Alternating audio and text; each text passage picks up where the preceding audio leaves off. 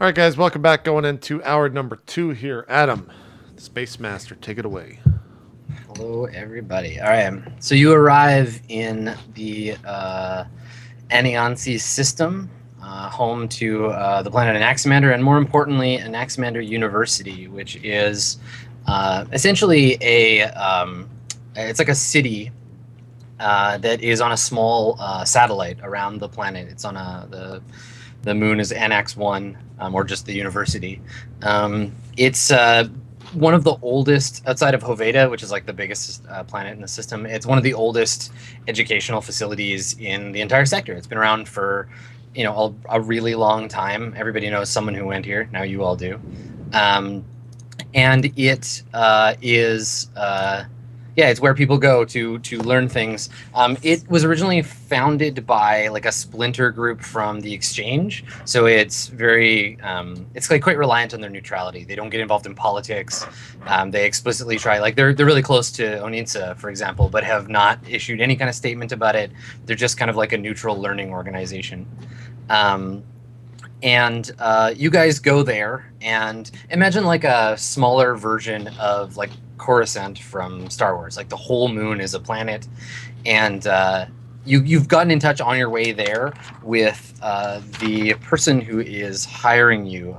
It's a professor in the Xenosociology department. His name is Omar Ibn Said, and he's given you coordinates on the university where you can land the Swan Song and where to meet him once you have. Okay. So before you arrive there, like you guys are kind of on your way, is there anything that you want to do in preparation, or anything you want to like look up about the university? Anything like as you're approaching the system you want to do before we jump to the part where you Probably find ask the meeting? Victor about it, just what his experience was. Mm-hmm. I spent a lot of time studying. I didn't really get out to the parties very much. I feel like looking back on it, I should have spent more time making friends. And it was just it was like a 6-week course in, it was like, a couple hours a day every day for Victor, 6 weeks. why are you saying you know so much? We don't know it. You're telling us. What are you not telling us about college? It's not like it? Yeah, it helps, but it doesn't give you everything, right? You really have to do the work on your own to get as much out of it as you really should. I kind of turned to Mr. Sick and just like make the crazy symbol next to him and point to Victor. And then just keep going. A lot of ex-girlfriends here, huh, Mr. Victor? One thing that did sort of stick with you, Victor, from being here, Annex 1 and the university in general is ostensibly, like on paper, it's an Islamic organization. So like there's calls to prayer at the appropriate times. All the food on the planet is governed by Islamic like dietary restrictions, that kind of stuff. So it's something to keep in mind while you're there. It's not like they're gonna like evict you for eating the wrong thing, but it's like hard to find certain things, and like there's not a lot of like partying going on because it's sort of frowned on. So that's something that maybe was unusual for you if you haven't been to a planet like that before. Are there like special benches where at only these benches you can hold hands? It's not. Or is it not quite that conservative? Yeah, not quite that conservative. I think it's probably like culturally Islamic, but not like I said, like not fundamentalist. Like they're accepting of all cultures, but that's kind of how they run the show. All right, cool. So you guys arrive there, and are basically directed by the signal that Professor Said gave you. You land at a dedicated like docking area, and the ship is taken care of there. You go to the Department of Xenological Studies or whatever, and there's like a sub-department where they do xenosociology. And everything here is like really like well kept and quite nice. There's lots of like tall buildings, and there's a lot of and maybe this is something that you've seen Piani in a lesser form on Majid. There are a lot of like pollution processing facilities here because the whole planet is a city. So there's like you see everywhere like smog filters and stuff like that. Yeah, you guys are you go to a one of the faculty buildings and eventually end up in a meeting room waiting for Professor Omar Ibn Said. The meeting room is it's like a sort of corporate looking kind of boardroom. There's a big like wooden table and a big window that looks out onto the university. Is there security and are weapons allowed and that kind of thing? There is security. Like you see security like drones flying around and stuff, but nobody asks you for your weapons. I guess that's a good question. Like, do you bring your like plasma cannon to the meeting or? Don't you have it on your back? Yeah, for this kind of thing, it's always by my side, usually like under my jacket. Sure. I'm not wearing assault armor, by the way, unless I specify. Usually, it's like special, not really. Just wear it around. Details of the job do say self-defense is a must. So I feel like we would kind of bring our sidearms just to show we mean business. So yeah, I probably have my pistol on me too. Yeah. Yeah, I've got you get the impression that especially for people who aren't just like attending the school, it's to be expected, right? Like the whole sector is a pretty frontiersy kind of place, so having a weapon's not that unusual. Open carry is a thing in most places. What about if I carry a grenade at my side? Are we good? Just juggling it. If you want to try and hide a grenade somewhere on your person, you could do that, but I think you might get stopped if you're wearing like an entire bandolier of grenades. Yeah, I just wear a single one at all times. And just for clarity, I stay on the Swan Song. Yeah, you want to stay on this one? Yeah, I'll just comm server with everyone, so I'll be listening in. But yeah, you're present by comms. Okay, so for the rest of you, if you need to shut Piani out, you can just turn your phone off. Okay. Yeah. Okay, so you're not kept waiting for very long, but the professor, you haven't seen him before, but you can assume that it's him, comes to the meeting. The door's open, and this guy comes in. He's probably in his like late 50s or early 60s. He's got a close cropped beard. It's all sort of salt and pepper. He's dark skinned. If he was from Earth, he might be from the Middle East somewhere. And he's dressed casually, but like obviously he's fairly well off. Like his clothes reflect a certain standard of living. He greets you when he comes in, and kind of there's a moment where he's not really sure which one of you to address as the like primary. Well, I immediately extend my hand out to him when he walks in to shake it.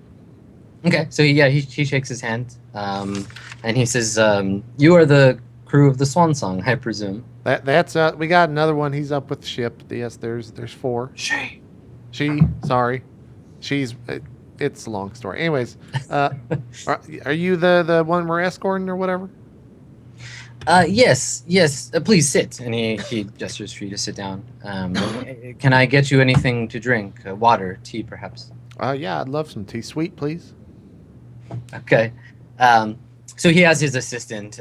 He's got like the future equivalent of like a Bluetooth head thing on, and he gets his assistant to go and get you some drinks. And he sits down, and he says, he asks first of all, he says, are any of you familiar with the VOD?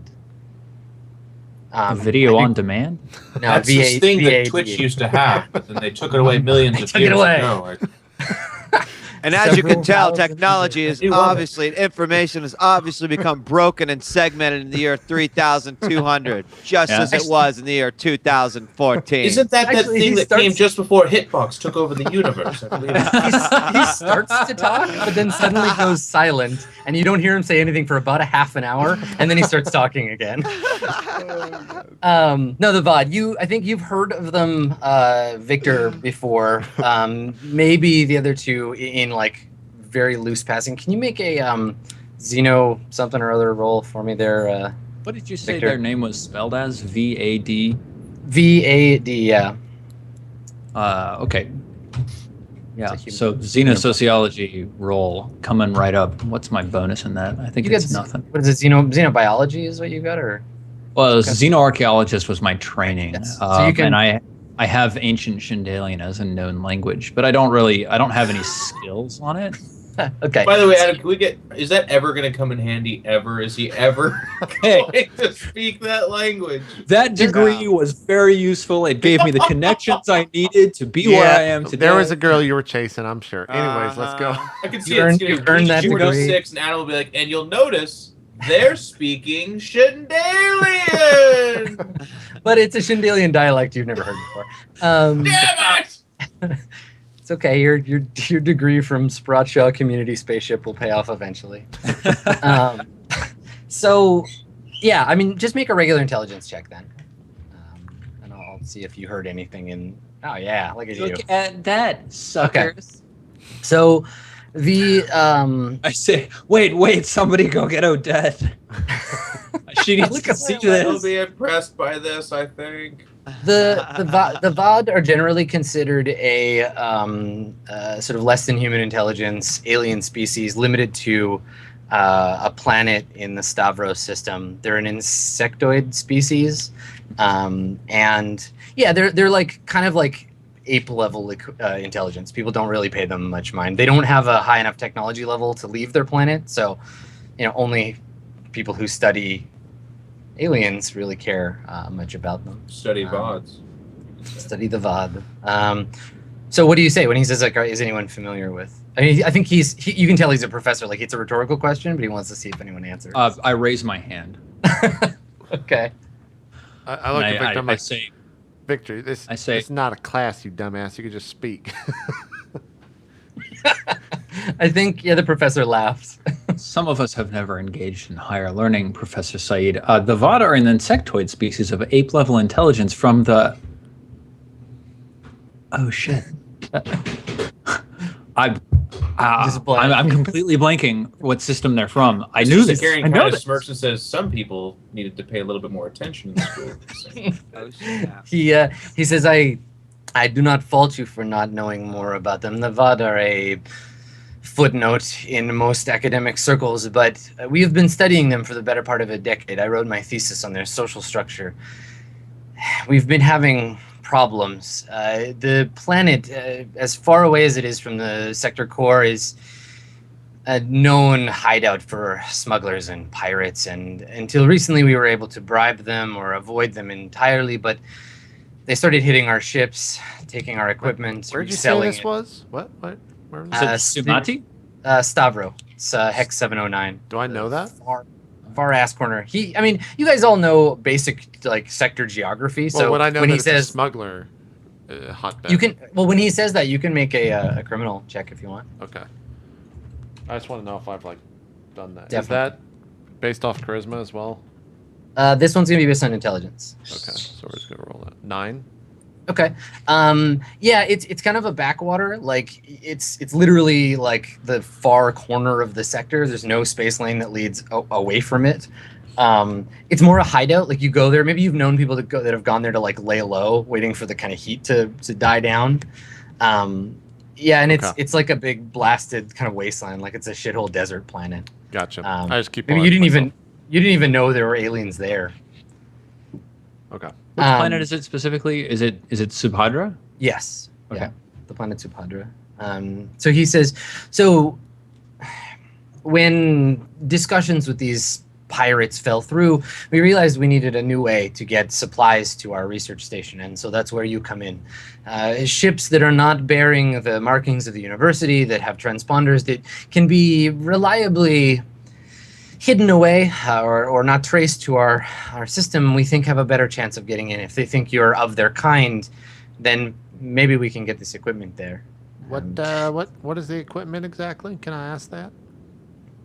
Absolutely. You may not understand every detail of it, but basically the VOD communicate primarily through pheromones, through scent. They have a very basic dialect of auditory language, but the pheromone communication is their primary means. We have generated what we believe to be an effective synthetic pheromone substitute, a system that can produce it, and we want to take it and test it there on the planet. We believe if we can better communicate with the VOD, then we can understand them more than we do now. So your cargo for this trip will be that equipment and myself. So my my life will literally be in your hands. But from what I understand, your ship has a good record for these things. Mr. Saeed, did you just say that the VOD are not effective at communicating through sound? Yes, that's right. Okay. They have rudimentary. It's to you and I, it would sound like clicking, but their language is again very simple. So this is the job. It should not take longer than transit there and back. I understand there might be trouble with smugglers, but I expect you will be able to talk your way through that. Well, of course. Do you have any questions?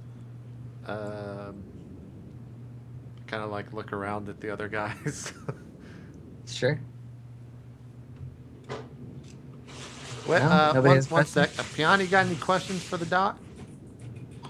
No. Okay. I think we're good to go when you are. Then we understand. We accept Excellent. all the parameters. Good. I will have someone bring the cargo over. We'll need to do a brief security scan of your ship just to make sure that it's sound, and then we can go. I've arranged for quarters for you here in the dormitories overnight, and we'll leave tomorrow. Yeah, sounds. Which dorm? You're like on the other side of the planet from where you took your course. Damn it. So he says feel free to wander the campus as much as you like, and I'll meet you at your ship tomorrow morning. Sounds good. We'll see you then, sir. Thank you. Okay.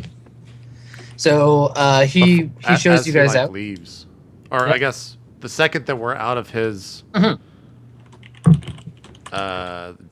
area surrounding, I guess His auditory range. Yeah, sure. I calms Piana. I'm like, hey, they're gonna scan the ship. I don't know if you need to do anything, but you just be careful. I don't want them finding pie or anything that you might have fucked with that we don't know about. All good? I mean, are there any sort of...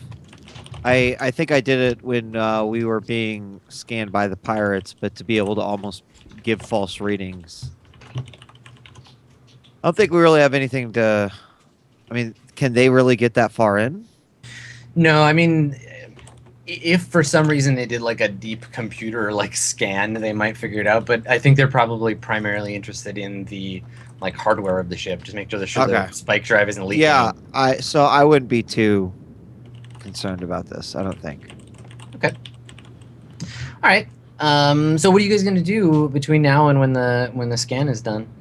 I just kind of step over to Mr. Sakari and I say, Mr. S, how do you feel about the defensive capabilities of the Swan Song these days? The ship itself is quite poor. We were almost brought down by a lowly individual pirate ship that wasn't particularly well armed. I don't know that open space engagement is really our best option. Harsh but fair. Do you think it would be wise to upgrade our weaponry a little bit before we undertake such a mission into a dangerous sector of space? Yes, at the very least, we should be dealing a little bit more of a punch, something that would make people think twice about engaging with us. Adam, are there any, I mean, like, in the Anyansi sector, are there any sort of, like, weapons providers, or would we have to go back to Vafai? If you go back to Vafai, you definitely have an easier time of it. Okay. Yeah, as for this sector, I mean, it's primarily based around the university, right? And there's not a lot of, like, need for them to have guns and stuff. Right. Yeah, I mean, that'd be, like, 6 days back to Vafai. We'd probably have to go to Majid, which would mean we'd be paying like double if we went back to Mr. Lee and he was still feeling amenable. You could put out some feelers on Sumati. Sumati's a tech level 4 planet. Okay, and that's in the and system, then right? Anaximander itself is there's a chance, right? It's tech level 4, but yeah, okay. Like maybe we could just like start, putting out feelers, like you said, through the net. Mr. S, do you know anything about dancing? He just kind of cocks his head at you. Never mind. Forget it. I'll go do that thing. Yeah. Never Wait mind. a second. Do you mean actually dancing? No, yeah, I don't know. I mean, I do. really? I would love to help you. Awesome. You'd what? What? Shut up, Higgs, and I just walk away. Awesome. So while you guys are walking back to the ship, Piani, you hear essentially like the equivalent of like a knock at the door, like someone is like keying the comm thing outside. Do I respond? You want to just like flip the comms on? Be like, Yeah, "Please, like-" yeah, of course. Someone says that's the repair crew. Oh, the repair crew. Aye, sent by the university. We're here to take a look at your ship, make sure it's safe to fly. Okay, I open the door. Okay. All right. So you open up the door. You want to go and meet them at the Yeah, hold? Okay. yeah. Okay. So you come out into the hold, and there's like 4 guys in the cargo hold. 2 of them have rifles. One of them points a pistol at you and is like, "All right, sit the fuck down."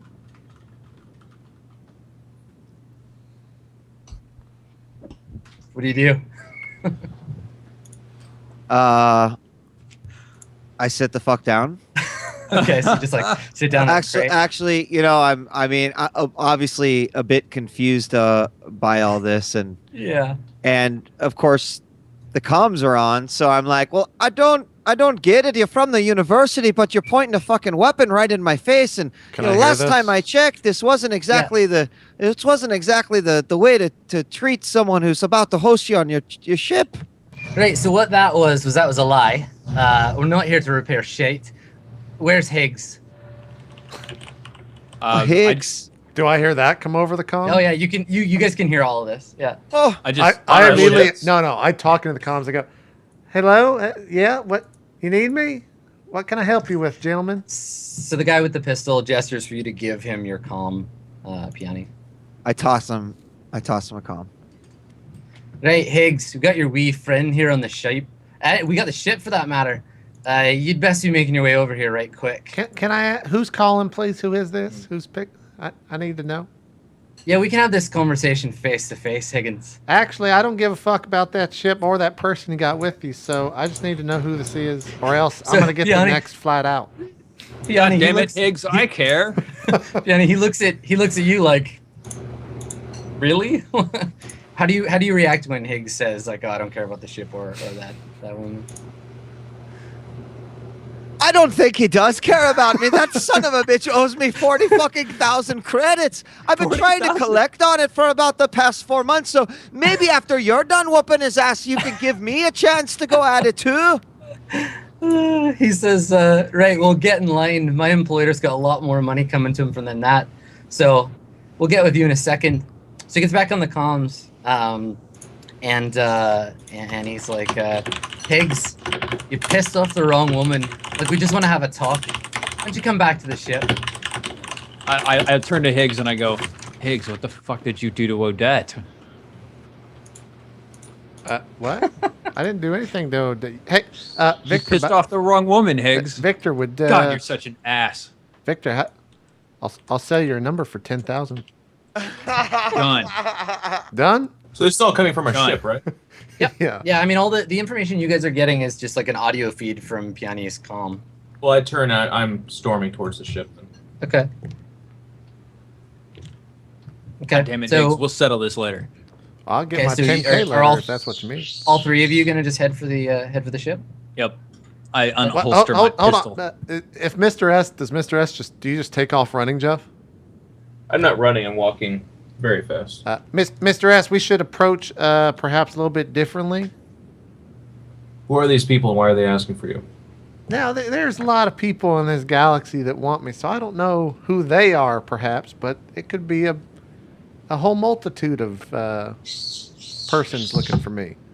But we should perhaps approach a little bit not casual. We can. I know the best way to do this, and we can make it work. And we won't lose. What is your idea? Well, first we need to see what we're working with. Do I remember the port at all? Can I make a tactics roll to see what the best way to go about taking the ship back? Yeah, sure. Okay. And do I get any sense of like this? How many people were with him in the room? No, I mean he's the only one that was speaking aside from Piani. Okay. Yeah, and Piani, you don't have. He's got your comm, so you can't like text Higgs or anything. Is tactics based off of intelligence as well? Yeah. Yeah. Okay. In this case, it would be 8. okay. Yeah. So you get a general idea of the port. It's essentially like a spire where ships would dock on the spire, and then the spire has a big elevator that takes you up and down from the main concourse. So the Swan Song is on one of these like spire arms with other ships attached to it. There's not a lot of. It's like all kind of open with like railings and stuff. So you're all open to the air. Yeah. Okay. So the approach, I mean, if you want to get really crazy, like you could drop down onto the platform from a higher one, or like somehow like get up if you had like a grappling hook or a jetpack or something, like get up onto the other one. But the main concourse like attaches to the spire just by a walkway in the platform. It's kind of like Cloud City in Empire, where you just like the Falcon lands on that big wide kind of open area, and there's just a walkway that leads to the... Mr. S, have you ever performed the tactic of death from above? I've done many things, friend. What do you mean? Well, you got that power armor. You could probably, get on top of them and jump down. It might be good. The assault armor's on the ship. I thought you. God damn it, Mr. S. You mean that assault armor I'm not wearing? Can we control that, or do you have to be in it? No, it's a suit that you wear. Yes. God damn it. Well, we could set a trap or an ambush outside and then just get rid of them if you want. What do you think? Does that sound good? What's the concern? You said they're on our ship, correct? Yeah, and they want to kill me. Well, then we board the ship and kill them. Oh, all right. We can be very straightforward about it. I like that. I like that attitude. So that's what we do. I was looking through my survival kit to see if I had like a grappling hook or a jetpack in it, but no. Not so much. I've got a thermal blanket. Well, that worked really well the first time. Adam, before we get into it, situation. What happens if I throw a grenade into the ship? Does the ship take the damage of the grenade, or does it account for armor? Like, yeah, we can reduce the damage by the ship's armor, but yeah, there'll be some internal damage for sure. Don't throw a grenade. Just Shut up, Piana. You opened the door. I just want to know. It's important to know. Yeah, it's important to know these things. I just want to know. All right, okay, here's the plan. Mr. S, Victor, they don't know that you guys are with me. Here's the plan. I'll say come outside. You guys can stand behind, and then we'll just ambush them. You guys shoot them from the side. I don't know. Just do what you do. Certainly try that, sure. Yeah. Okay, you stay over there. And look, why don't we stand across from each other while we're shooting at them? I open up a private Victor, link it's 15,000 now for Piani. that number, you asshole. So Piani, ahead, remember Piani doesn't have her communicator, right? This guy does. She doesn't pick it up, then I guess. Yeah, I mean, if you want to like, I mean, the channel's already open, so you can talk to him. But I guess I say, Piani, are you there? I mean, so he kind of looks at this guy. This dude looks at you, Piani. I mean, it's open comms, right? Yeah, he's just holding it in his hand, so you can respond. I'm here. This is the cook. We will be coming back on with your meal in just a moment. Oh. So the guy looks at you. Let me describe this guy a little better. So he's like medium height, fairly pale skin, lots of freckles. He's got like, normally he would have red hair, but he's got like stubble. He's got a shaved head. There's another member of his like team is like obviously related to him in some way. Like she's his like sister, or like a close cousin or something, because she's colored exactly the same. They're dressed pretty similarly. There's a Chinese woman, and there's another like white guy, and they're all dressed basically the same. And like they got their kind of utility gear in the same place.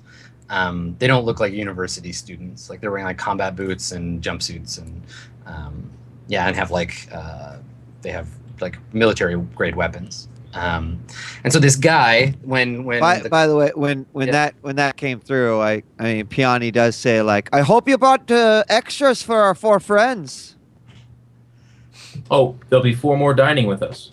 So he's like, he puts it on mute and says to you, Piani, he's like, right, that was obviously some sort of code. So you're gonna want to stop that, or I'm gonna have to stun you. And he like flips the safety off on his gun, and it clicks a couple of times. There's a little like electric spark at the end of it. So how about you just keep your trap shut, and we wait for your friend Higgs to show up, and we can all have a nice conversation, and keep that fucking cook away from us. He's harmless. He does make a good macaroni and cheese, though. Aye, I'm sure he is. And he turns around and says to his sister, he's like, Megan, get out there and keep an eye out. Give me a shout if there's anyone coming. And she's like, aye, and she goes back down the ramp. And so she's now down at the bottom of the ramp watching the spire for the elevator doors to open. Okay. So where do you, the 3 of you that are approaching the ship, where do you want to go? There's only one way into it. Yeah, I mean, like we're at a boarding dock, right? I guess, right? Yeah. Yeah, I mean, if you look at the Roll20 thing, I've drawn a really crude and awful map of the platform. And the little blue thing that I'm circling right now, that's where the door to the spire is. And so you walk along this like concourse, and then there's the black square on the circle is the Swan Song. Obviously, it's not shaped like that, but that just gives you a general idea. So there's a 100-meter, like, strip over to the circle, which is okay. Sorry, I shouldn't have said circle is the platform, and there's railings. There's railings along all of that like stuff. Okay, and then I would just say I like go right there, where the is this so is this covered or is this all open? It's all open. Yeah, I'm right here at the edge of this thing, and I just go on the comms and be like, yeah, I'm outside. You could. Okay, so you can see when the doors open. Now, is everybody in the same elevator? Like Victor and Securian, are you in the elevator behind Higgs, or are you taking a different elevator, or how's that working? Is there any other way to get into onto the docking platform other than this 100-meter tunnel of death, as I like to call it? Drop from above.